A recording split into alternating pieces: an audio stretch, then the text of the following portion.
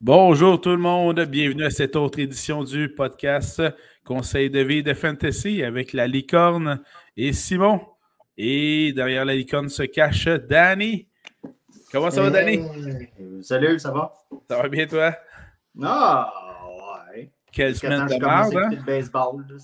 Ah oui, écoute, baseball là, est très excitant en ce moment. Alors, les Red Sox contre les Yankees, la grande rivalité. Excuse-moi.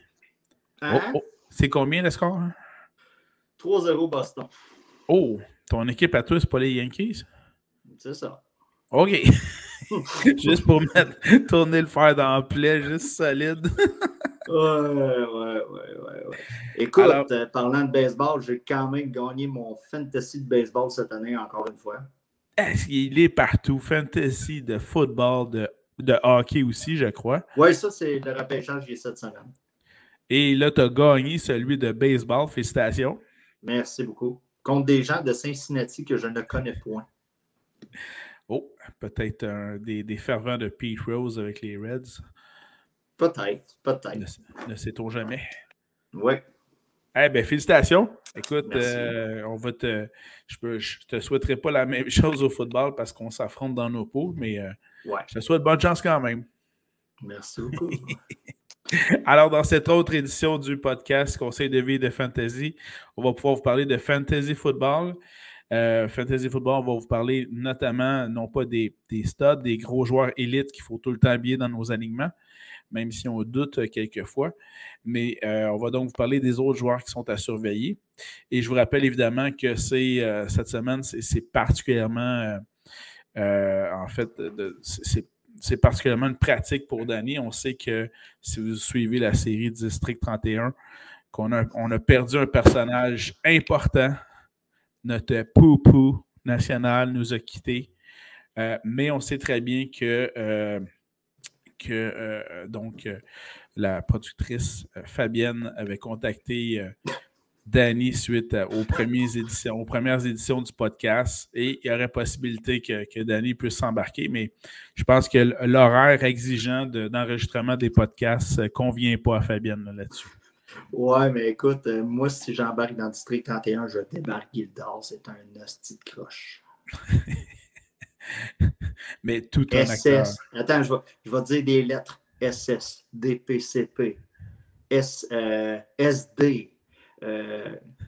T'as-tu d'autres abréviations de même que je sais pas ce que ça veut dire? Il y a beaucoup d'acronymes, effectivement, dans le District 31. Mais bon, on est bien chanceux de pouvoir te conserver avec nous dans ce podcast. Alors, tant mieux là-dessus. Mais là, est-ce que l'acteur est mort ou c'est seulement le personnage? Ah, c'est seulement le personnage. Sébastien Delorme est toujours bien vivant. OK, parce que je regardais Facebook, j'étais sûr que c'était l'acteur qui était décédé. J'avoue qu'on avait autant de petits mots, de bons mots, en fait, pour le rôle, mais c'était à s'y méprendre sur l'acteur également aussi. Beaucoup de femmes, hein, qui ont cru à... Tout à fait. Je confirme. Eh bien, revenons donc justement à la chance qu'on a de t'avoir ici, Conseil de vie et de Fantasy. Débutons avec une récapitulation de la semaine 4. Je vais te donner quelques chiffres, Danny, de suggestions que toi et moi avons faites la semaine dernière et qui ont très bien performé. On avait suggéré Sam Darnold et quelle semaine il a connu au-dessus de presque 37 points, là, si je ne me trompe pas de ce côté-là. Sam Darnold, pour moi, est un QB1. Et maintenant devenu un QB1, hein? Alors, retenez-le bien tout le monde. C'est parti. Ce qui ne m'aidera pas dans mes prochains choix. Non, mais... Écoutez, là, il a commencé à courir. Deux touchés cette semaine? 2 touchés par le jeu au sol, tout à fait. Puis là, si on se fie à comment c'était, ben ça s'enligne cette semaine encore, mais Cafu ne sera pas là. Exact. Donc, puis, on peut s'attendre à ce qu'il court proche de la zone de but. Fait que c'est une très bonne nouvelle si vous l'avez. Oui, les Panthers ont un calendrier favorable jusqu'au moins la semaine 8 ou 9. Donc, Darnold, QB1, retenez-le. On vous avait suggéré, bon, évidemment, Kyler Murray, c'est pas trop une surprise là-dessus. Très bien fait. On vous avait suggéré, évidemment, Josh Allen, même si c'est un joueur élite, évidemment, très bien fait également aussi. Puis on avait parlé également de Joe Burrow. qui a fait relativement bien, là, environ 25 points. Là. Donc, assez bien là-dessus. Ben, Comme receveur... si on se fie maintenant, là, pour moi, un QB, là, ce que j'appelle la Mendoza line. Tu sais, au baseball, on parlait de baseball tantôt, la ligne est à 200. Tu sais, si tu frappes en bas de 200, regarde, c'est une saison complètement poche. Ouais. Bon, mon joueur vient de se faire striker sur des prises. En tout cas, puis ensuite, ça va pas bien, je t'envie de fermer ça. Pour un QB, pour moi, la Mendoza line, pour une semaine, c'est 20. Bon, mais dans ce cas-ci, la plupart des suggestions qu'on vous avait fait comme QB pour la semaine dernière, ça s'est donc bien déroulé. On est au-dessus du 25 points là-dessus. Là. Donc, c'est plutôt bien. Receveur de passe, on vous avait suggéré DJ Moore au-dessus d'une trentaine de points en fantasy. Très, très bon. Évidemment, vous avez parlé de McLaurin, 30 points également aussi. Les alliés rapprochés, on vous avait parlé de Max Williams qui a fait presque 20 points pour un allié rapproché. Très, très bon. Les porteurs de ballon, vous avez parlé de Austin Eckler. Grosse semaine dans son cas. Une quarantaine de points comme running back, porteur de ballon. Très, très bien. On vous avait parlé de Kareem Hunt. 30 points également. Puis au-dessus d'une vingtaine de points, autant pour Singletary que Jamal Williams aussi. Donc ça avait très, très bien été. J'attire aussi votre attention, parce qu'on aime leur donner de l'amour, au kicker. Tu avais suggéré, je ne me trompe pas, Tyler Bass. Des Bills. Bon, du moins, un de nous deux avait suggéré Tyler Bass. 16 points pour un kicker. Très intéressant. C'est très, très bien. Et on avait également suggéré la défensive des Bills contre Houston. Et effectivement, 23 points pour la défensive des Bills, qui a été, je crois que c'était même un jeu blanc, si je ne me trompe pas aussi. Ouais, de mémoire, c'était ça. Très bien été. Je les ai amorcés dans ma ligue à moi, puis ça a été très payant. N'est-ce pas? Ben, tu sais, voilà. Quand ton match commence, tu as 10 points déjà accordés pour la défensive, puis habituellement, ça descend. À moins qu'il y ait un pick six ou quelque chose comme ça, puis là, tu as fait le double des points et plus. Fait que, regarde, Très intéressant. Voilà. Toujours dans la récapitulation, semaine 4, en rafale, as-tu des joueurs à nous suggérer sur les waivers? Oh, les post-it sont toujours présents, mesdames et messieurs. Les post-it. Alors, sur tes post-it, tu dois avoir des joueurs en waivers qui sont donc des agents libres qu'on vous suggère donc d'aller chercher rapidement en termes de fantasy football. Vas-y, Danny. Avant de passer aux waivers, sur mon post-it, j'ai plein de petits points rapides. Si vous avez réussi à aller chercher Saquon avant cette semaine, félicitations. Oh. Oui, parce que là, vous ne serez plus en mesure de l'échanger, de l'acquérir via un échange. C'est fini. Ensuite de ça, Camara, Chubb, Aaron Jones, Cook, très mauvaise semaine. C'est des choix de première ronde. Oui, ça, c'est tous des porteurs de ballon élites qui ont eu des mauvaises semaines. Hein? Si vous avez été chercher Deebo Samuel sur les waivers à la semaine 1, félicitations, vous avez maintenant un wide receiver. Hein? Tu parles de qui, là? Deebo Samuel. Ah oui. J'ai lu que c'était le seul receveur de passe qui était dont les stats lui permettaient de croire pour une saison de 1500 verges, je crois, quelque chose comme ça. Bref, oui, ça va très bien pour Deebo Samuel. Je vais être honnête, j'y croyais pas trop. Je pensais que c'était le mirage de la semaine 1, mais tantôt on va parler de Trey Lance. Avec l'arrivée de Trey Lance, Deebo Samuel fait juste ça, comme ça. Une grande valeur. Excellent. Comme ça. Et si vous avez pris Cordarrelle Patterson sur les waivers au cours des 3 dernières semaines, bravo encore une fois. C'en est un autre que je croyais, tu sais, les joueurs de type gadget, on ne sait jamais vraiment comment dealer avec ça, mais là, si vous l'avez eu et vous l'avez fait jouer surtout, félicitations. Et la position de Titan. Elle y est rapprochée. Quelle merde. OK, je vous dis le top 5 de cette semaine. CJ Uzomah. Ouais, ça part bien. Dawson Knox. Mo Ali Cox. Jared Cook. OK. Puis Dalton Schultz. Tous des joueurs qu'on a repêchés. Bien sûr. Bien Et sûr. Là, je continue. Max Williams, qu'on a parlé tantôt. Tout Mike Gesicki et Dallas Goedert. Sont tous ceux qui ont le mieux performé lors de la semaine 4, c'est bien ça? OK. Cette semaine. Donc, Wow. écoutez, on a beau bien repêcher des fois, suivre les pronostics, les papiers et tout ça, mais regarde, c'est pas une science infuse. C'est infuse, c'est le mot que je cherchais. Oui, la science infuse. C'est ça. Fait qu'on fait ça avec cette semaine. Et on met ça à la poubelle. Et on passe de recyclage. Aux waivers. Vas-y donc. Au poste de QB. Écoutez, là, on en a parlé tantôt. Là. Si Darnold est disponible, je ne crois plus qu'il le soit. Là. On va être honnête. Exact. Là. Mais s'il l'a encore, sauter dessus. Sauter dessus. Écoutez, là, il y a eu une blessure à San Francisco. Le plus bel homme de la NFL s'est blessé. Jimmy s'est blessé. Si Trey Lance est disponible, pour moi, c'est le joueur à aller chercher au poste de corps arrière. Excellent. S'il est pris, vous avez besoin d'un QB, vous pouvez toujours vous rabattre sur Daniel Jones, qui commence on s'entend, à être de moins en moins disponible, surtout dans les ligues à 2 QB. Et si vous êtes vraiment, vraiment dans le trouble, je reviens avec Tyler Heinicke, encore une fois.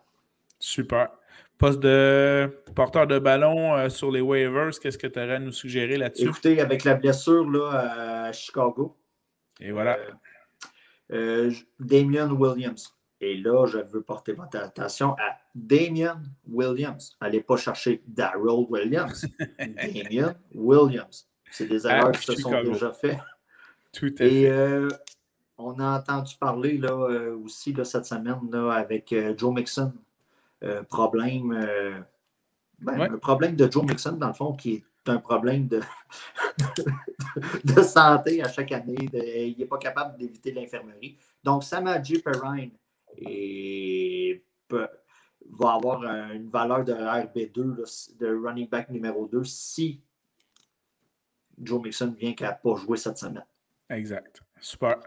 Et là, ce soir, il y a comme eu une espèce de breaking news. Le running back de Seattle, Chris Carson, a une blessure au cou.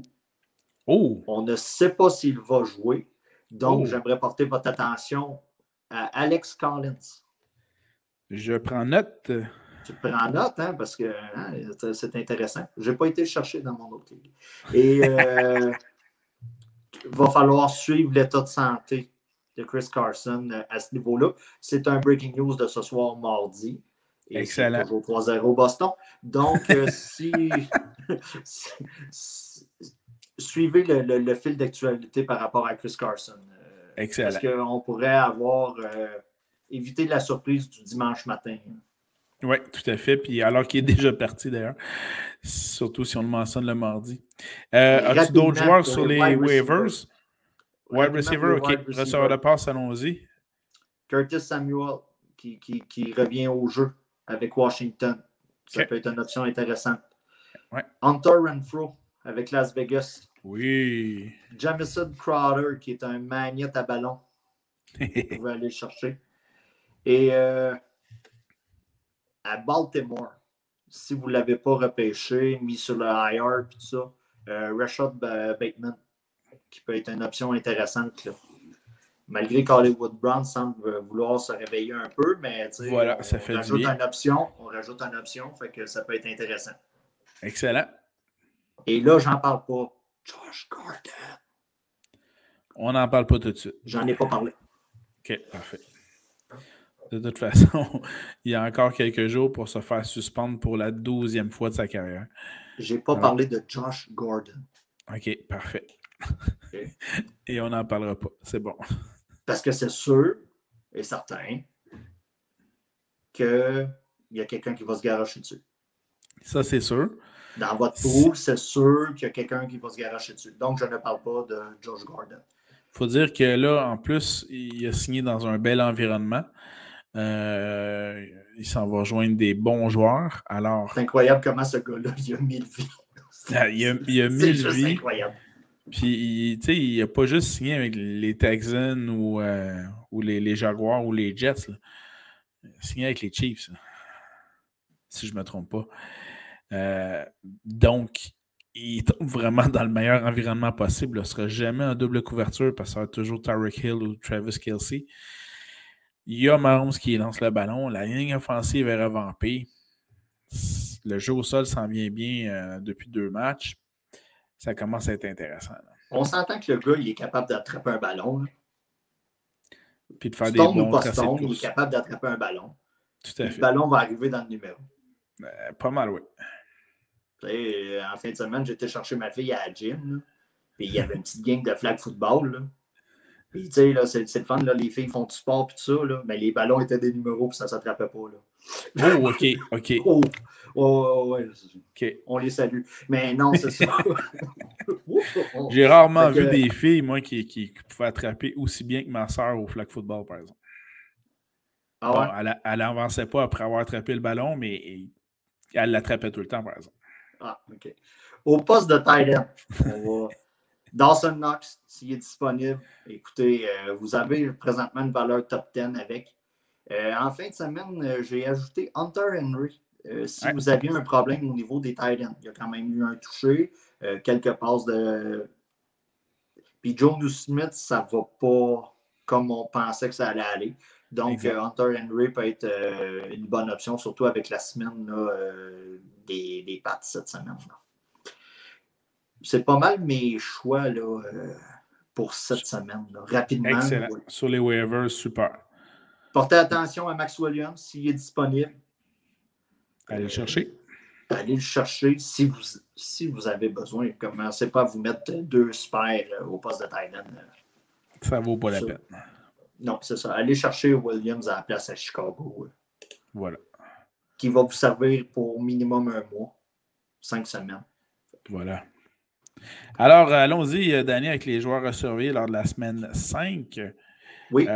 Débutons tout de suite avec les corps arrière à surveiller.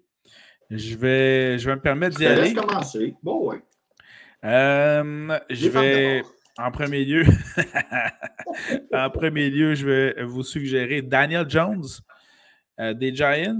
Oui, la fiche des Giants n'est pas très forte, mais comme on le mentionnait, c'est les stats qu'on recherche en fantasy football et les stats sont présentes dans le cas de Daniel Jones. C'est assez renversant là-dessus. Et en plus, il joue contre la 2e pire défensive contre la passe.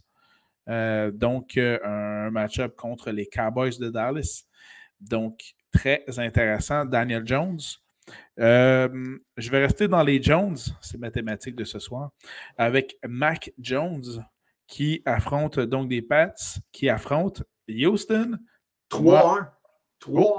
3-1 au baseball? 3-1, oui, monsieur. Et Volpi, là, enfin, il s'est fait cogner. Je me souviens d'un conseil de fantasy où on me disait toujours « Prends tout le monde qui joue contre Houston ». Et donc, Mac Jones joue contre Houston. C'est donc un très bon choix pour cette semaine, en cette semaine 5. Et je vais y aller avec un autre choix dont tu as parlé, Tyler Heinicke, qui joue contre la Nouvelle-Orléans. Nouvelle-Orléans accordé en 4 matchs aux presque 1200 verges par la passe en 4 matchs. Ça fait des bons ratios, des bonnes stats et on aime ça en fantasy football. Et je vais vous parler de 2 joueurs qui sont, je crois, des joueurs élites. Habituellement, on n'en parle pas trop. C'est juste que là, ils s'affrontent. Alors, Seattle contre les Rams de Los Angeles, je sais qu'il y a des bonnes défensives, notamment du côté de Los Angeles, mais d'habitude, un match intra-division comme ceux-là, avec des studs de même, habituellement, le niveau de points est assez haut, merci. Donc, Stafford et Russell Wilson, très intéressant aussi. Tu parles de match-up, là, un contre l'autre. Là. Josh Allen contre Mahomes cette semaine. Normalement, il devrait avoir quelques points là, de ce côté-là, normalement. Puis, bon d'ailleurs, les 17-14. Puis là, mardi prochain, on va dire on s'est peut-être trompé sur eux autres. C'est dommage. Est-ce que tu avais terminé de ton Oui, vas-y donc. As-tu d'autres carrières à suggérer pour la semaine 5? Jalen Hurts contre Caroline. Ça, c'est un autre. Tu parlais de Darnold tantôt, rendu QB1. On s'entend que Jalen Hurts, QB1, élite. Si vous avez fait le choix de garder pour cette saison dans votre keeper, on connaît quelqu'un qui a fait ça. Excellente décision. On salue Eric avec son flair habituel. Joe Burrow contre Green Bay. OK, intéressant. Et, OK, là, tout dépendant, qu'est-ce qui va arriver avec Justin Fields? Est-ce que c'est lui qui va commencer? Est-ce que ça ne sera pas lui? Nagy n'a pas voulu encore annoncer son partant. Donc, d'ailleurs, je ne sais pas combien de matchs il va faire encore. Sur papier, parce que nous, on analyse du papier. Là, on analyse ça. Oui, on a des post-it en masse. C'est ça, avec des licornes pour écrire. Nous, sur papier, le match-up est idéal. Ouais. Mais, les Bears étant les Bears, moi, je veux revoir Jay Cutler participer comme ça. Ah oui. Les Bears étant les Bears, ils vont trouver le moyen de foirer ça. Mais, comme QB2, vous êtes mal pris. C'est un match-up favorable. Voilà. Fin de la citation. Là, la semaine prochaine, n'arrive pas avec une histoire de Danny, vous avez proposé Justin Fields. Il a fait 5,82 points. Il s'est planté. Non, sur papier. L'affrontement est favorable. L'affrontement est favorable. Et je vais vous proposer quelqu'un d'autre qui a un affrontement favorable, qui a probablement la maman la plus sexy des joueurs de la NFL. On sait déjà dans quelle direction. La grosse pomme, dans ce cas-ci. Zach Wilson contre Atlanta. Zach Wilson des Jets de New York. La maman de Zach. Donc, Pretty Boy, Babyface, a quand même gagné un match cette semaine contre Tennessee. Donc, la confiance, maman va y avoir fait une petite tarte. T'as bien joué, mon chou. Puis là, il va être sur cet élan-là. Puis ça va bien aller cette semaine contre Atlanta qui, on va se le dire, là, je lancerais le ballon, j'aurais peut-être 50 verges, là, parce que je lance pas loin, mais tu sais, tout le temps de tight end, ça irait super bien. Exactement. Bon, ben écoute, super, merci. Pas... Puis rapidement, là, tantôt, tu as parlé de Daniel Jones. Oui. Jusqu'à la fin de la saison, si vous l'avez, c'est votre QB2. Vous ne changez jamais. Ça va très bien, parti comme c'est là. Les stats sont favorables. On ne se fie pas à l'affiche. Vous l'avez. Vous avez un Justin Herbert et un Daniel Jones. Vous matchez ça ensemble. Vous êtes en voiture. Puis c'est ça. Vous n'êtes pas en voiture électrique. Là. Vous faites au moins 500-600 km facile. Très bon, très bon. Je retiens la note. Ouais, allons-y. C'est pour ça. Ouais, c'est ça. Alors, je peux pas trop mettre d'air climatisé. Il fait chaud. Mais là, pas trop de chauffage en hiver. Il faut que je me rende. Alors, allons-y avec les porteurs de ballon. Je vais te laisser commencer pour voir lesquels tu vas m'enlever, Danny. Écoute, rapidement. Darrell Anderson contre Seattle. Oh que oui. Excellent match-up. Et on peut le dire, là, Sonny Michel n'est pas un facteur en ce moment. Quand Darrell Anderson est habillé, écoutez, là, c'est quasiment 9 snaps sur 10 là, pour Anderson en ce moment. Donc, vous avez du volume, le joueur est sur le terrain, c'est ça qu'on veut. Fait que, en fait, Sonny Michel n'est pas un facteur en fantasy football. Il n'est pas donc un adversaire à Anderson, tout à fait. Par contre, pour avoir vu quelques images du dernier match des Rams, l'utilisation de Sonny Michel, c'est pour la protection, entre autres. Sonny Michel est employé justement pour protéger Stafford. Il a fait d'ailleurs un bloc incroyable. Il a fait culbuter un joueur dans les airs lors d'un bloc. C'était incroyable, mais ça a l'air que c'est donc son rôle avec les Rams. Et effectivement, donc Anderson, écoutez, il affronte les Seahawks qui ont la pire défensive contre le jeu au sol. Ils ont accordé 608 verges par la course jusqu'à maintenant. Continue, mon cher Danny. Là, je vais parler de Damien Williams qu'on a parlé tantôt. Si vous avez Robinson à Chicago qui va manquer 5 semaines, le match-up est favorable, très favorable. Et là, Stanton vient de frapper un double. Est-ce que le point va marquer? Oh, Asti, il l'a retiré en marde. Tabarnak. OK, ensuite de ça, Damien Harris contre Houston. Très bon choix. C'est un excellent choix. Le gars, il est tout seul présentement. Il y a seulement J.J. Taylor dans les jambes. Fiez-vous pas au match de cette semaine contre Tampa Bay. On va se le dire. Là. Ouais. C'était atroce à ce point-là. Et Cordarrelle Patterson qui s'en vient tranquillement, pas vite. Un must-start à chaque semaine. Assez vite, je te dirais. Surtout cette semaine contre les Jets en plus. C'est pas mal mes choix là, pour cette semaine. Excellent choix. Ben oui, tu m'en enlèves. Mais je tiens à rassurer les propriétaires de Chuba Hubbard avec les Panthers de Caroline. Ils affrontent cette semaine les Eagles de Philadelphie. Deuxième pire défensive contre le jeu au sol, au-dessus de 600 verges par la course contre les Eagles.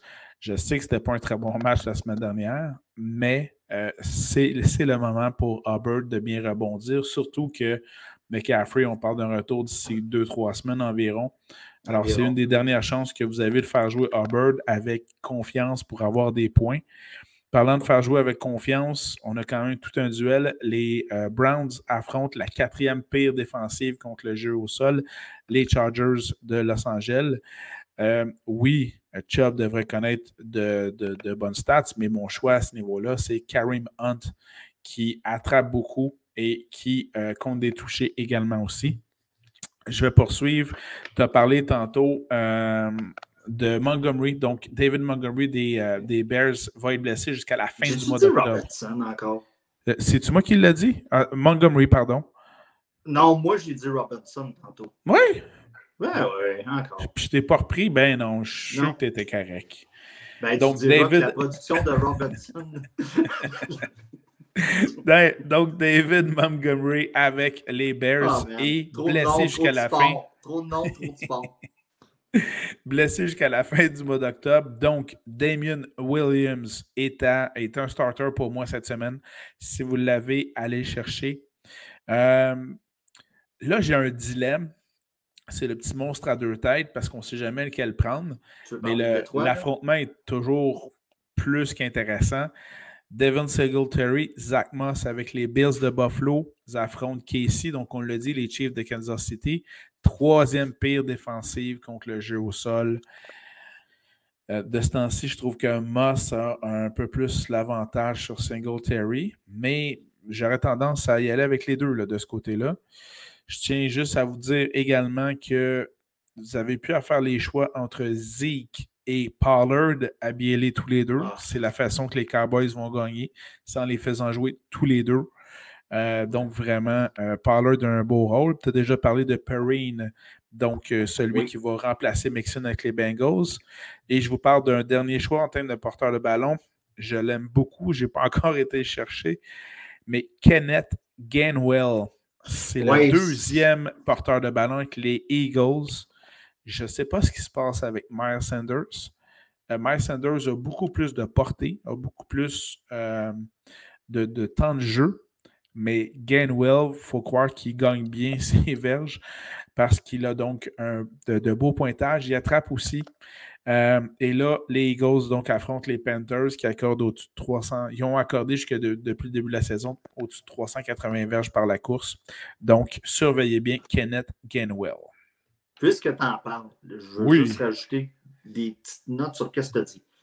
Au sujet de Chuba. Au sujet de Chuba. Au sujet de Samaja Perrine. Ouais. C'est un cours d'addiction un peu. Samaja. Je pense qu'on a de la misère. Ouais, Samaja et de Chuba. Ouais. Peu importe si Mixon, si McCaffrey revient, faites-leur une place dans vos line-up. Gardez-les. Débarrassez-vous-en pas. Ça commence. On est déjà rendu 5e semaine, puis on parle déjà du 2e running back en arrière dans le deep chart. Gardez-les. Vous vous assurez un champ arrière, puis ça va être important au long de la saison. Exact. Tantôt, tu as parlé du monstre à 2 têtes. On aurait pu parler de Détroit aussi. qui affrontent. On a Swift et Williams qui affrontent les Vikings du Minnesota. Oui, c'est un bon. Si vous avez Jamal Williams, running back 2, flex, un flex sans problème, running back 2, je regarderai un peu plus. Mais et pour moi, tu as parlé de Gainwell.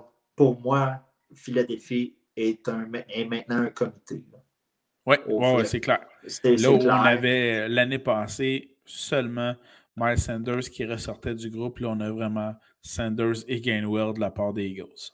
Sanders, c'est un gars qui sortait très tôt dans les repêchages l'an passé. Il y avait beaucoup d'espoir. Puis là, cette année, c'était un peu plus modéré. On parle de 4-3, fin de 3, début de 4.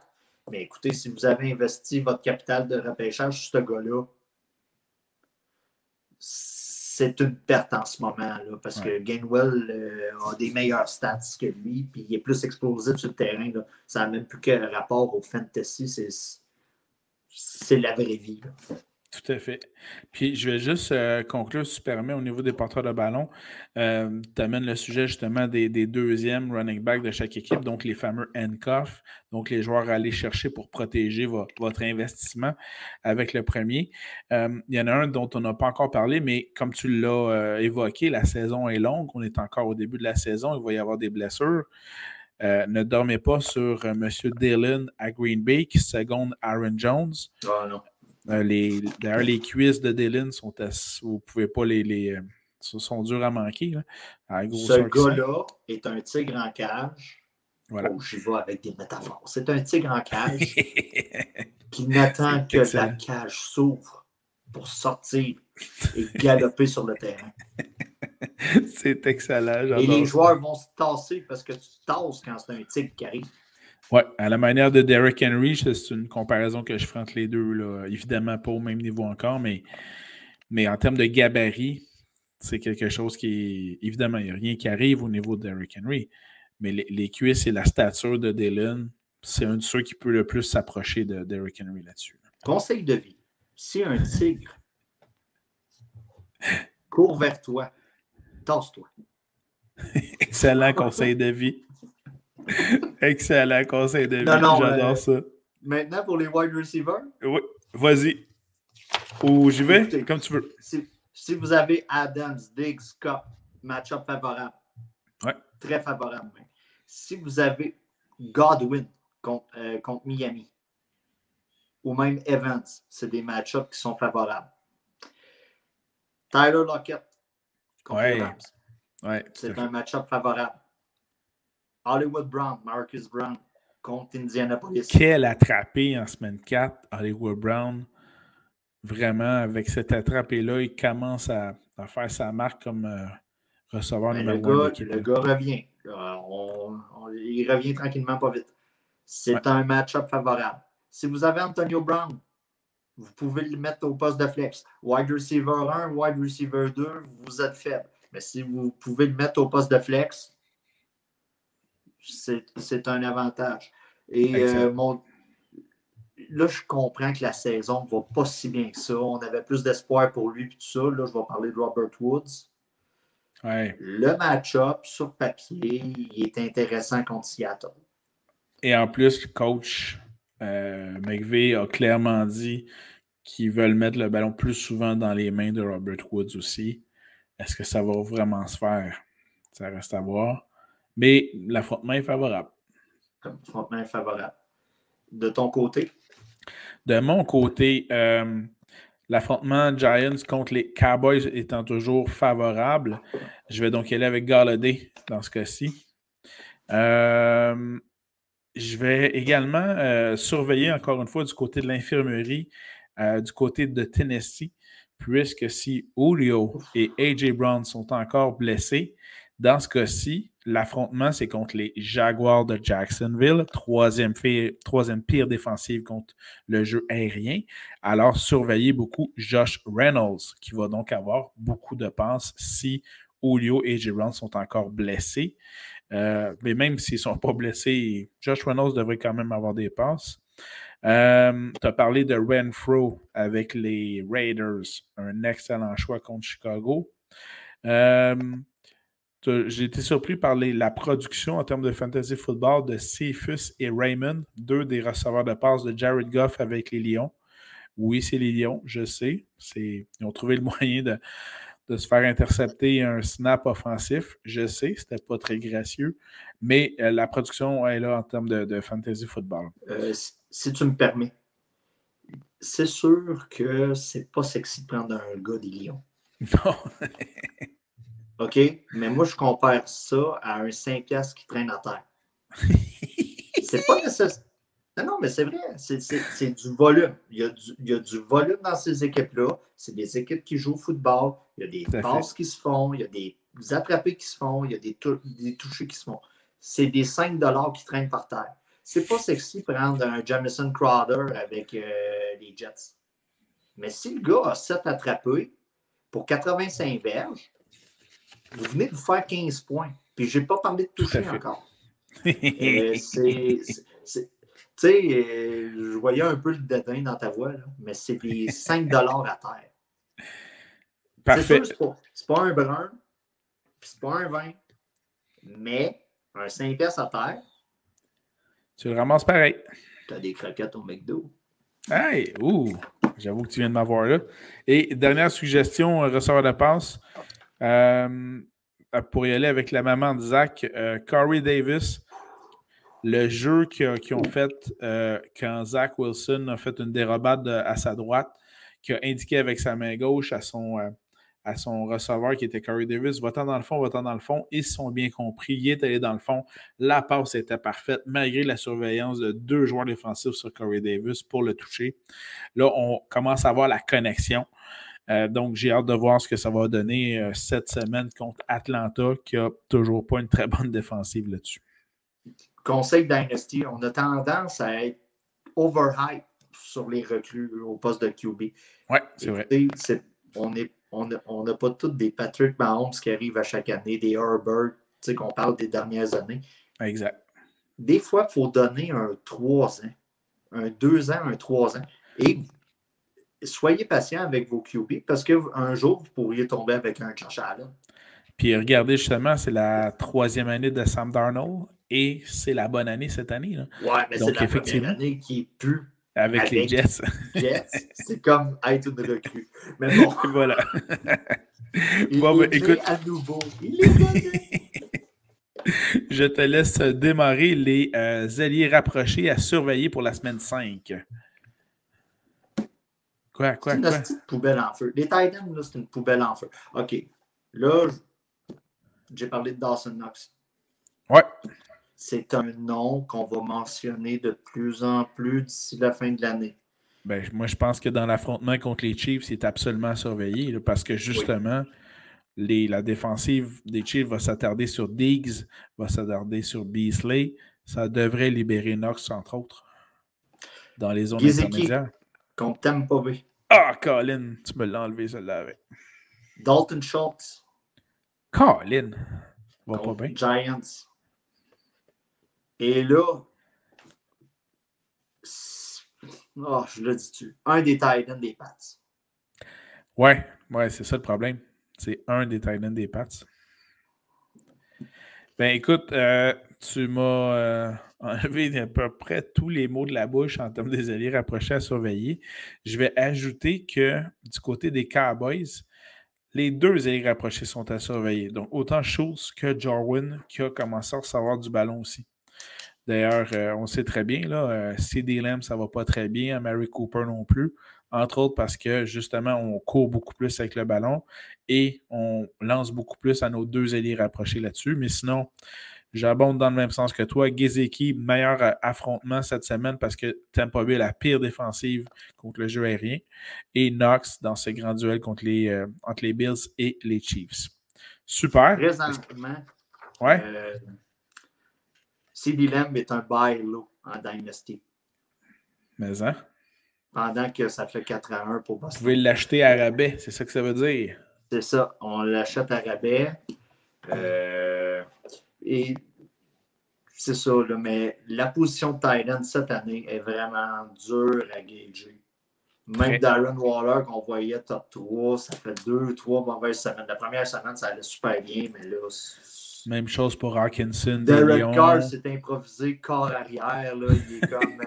Il est comme full confiant. Là. Il a décidé de lancer le ballon partout au lieu de le lancer à 10 verges. Là. Fait que ça scrape tous les pronostics. C'est excellent.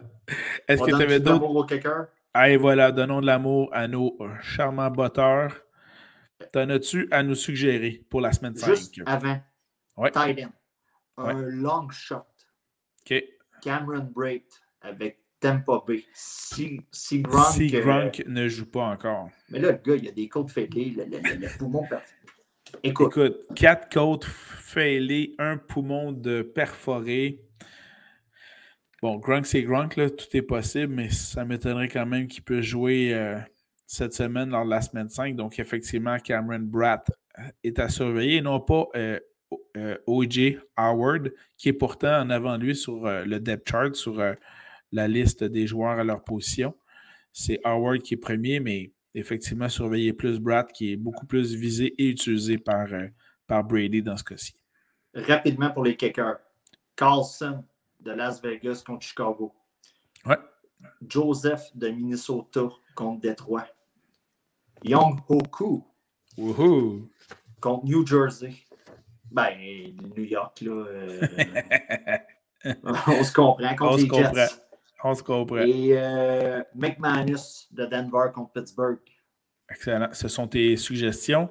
De mon côté, j'y vais avec Bullock des Titans qui joue contre les Jaguars. J'y vais avec mon botteur. Je sais que c'est un stud, c'est un élite, c'est le meilleur. Je vais avec Jason Tucker des Ravens contre les Colts lors du Monday Night. Je vais juste te mentionner, je ne sais pas si tu as vu les images. Là. Bon, il a réussi lors de la... Ouais, il a fait, dans les pratiques d'avant-match, là, il met le ballon à 70 verges et il a réussi.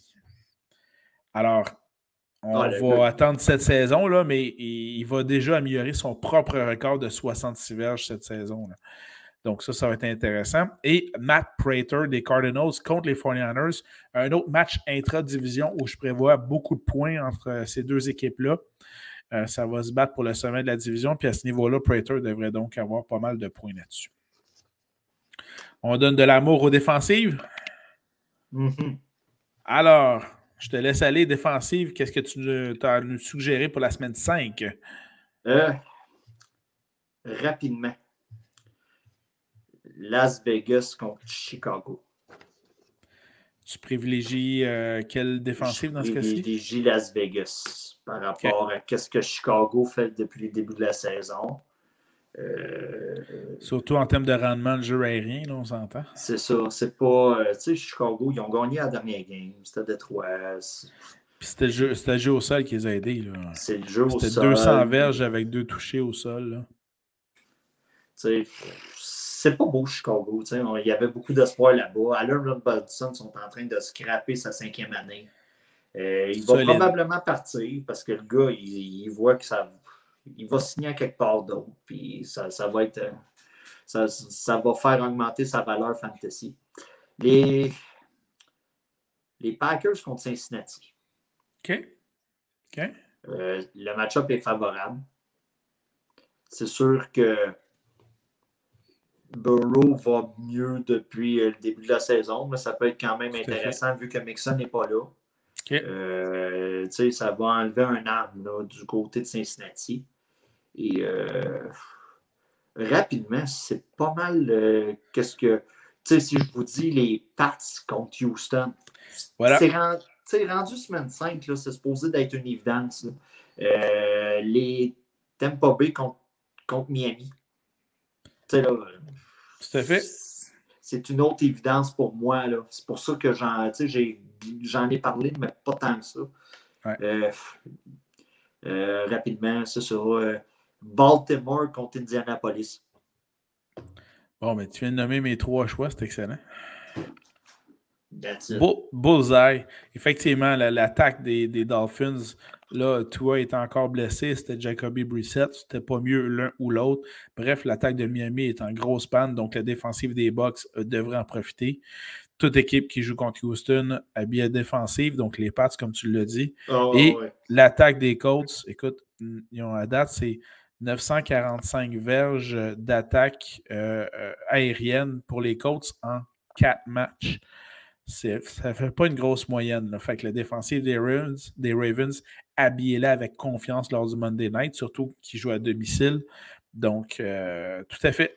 Excellent choix, Denis. Non, les clubs contre Houston, on en parle, mais on devrait même plus en parler. Puis Miami, je t'en vais désembarquer dans le même wagon là, un peu. Là. Ah, tout à fait. Tout à fait. De la façon que les Dolphins connaissent leur saison là, jusqu'à maintenant.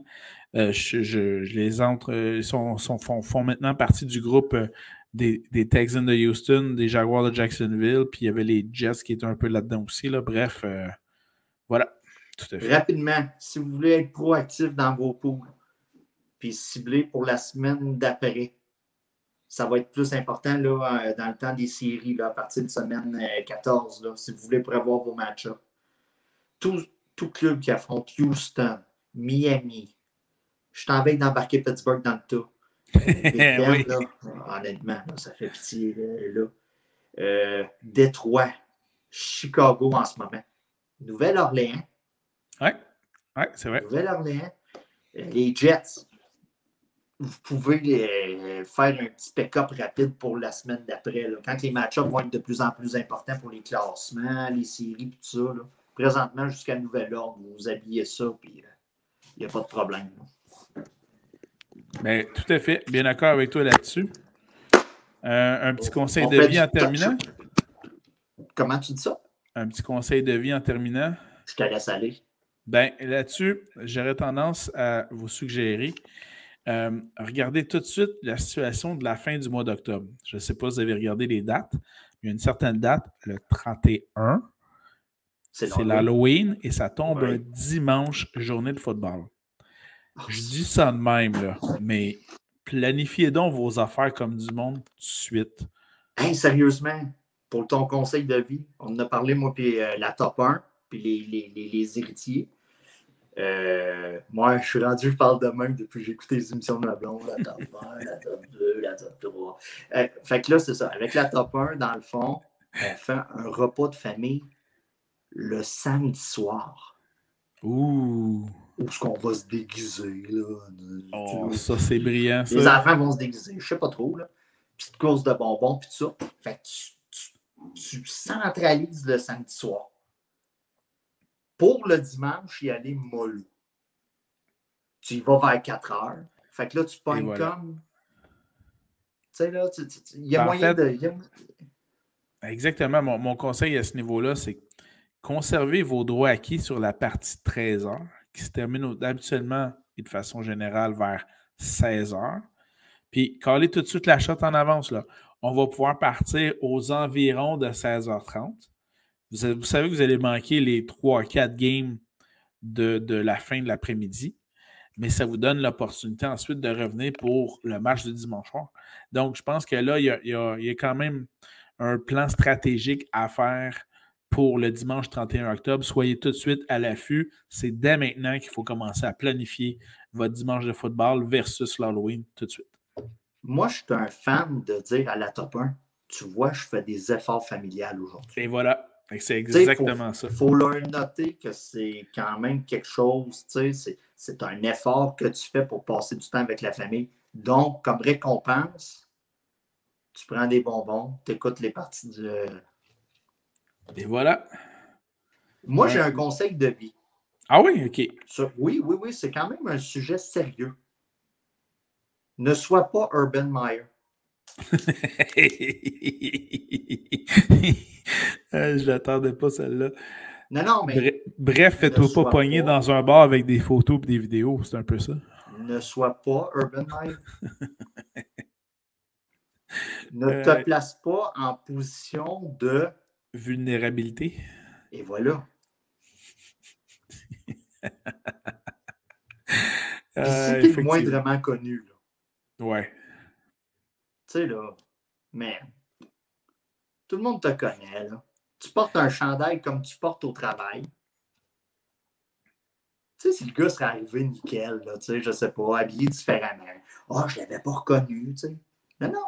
Le gars arrive, habillé pareil. Et autre conseil, Ouais. c'est plus sexuel. Oh! Des doigts, ça passe pas au travers des jeans. Ouais, on a vu les vidéos dans ce cas-ci ou les photos.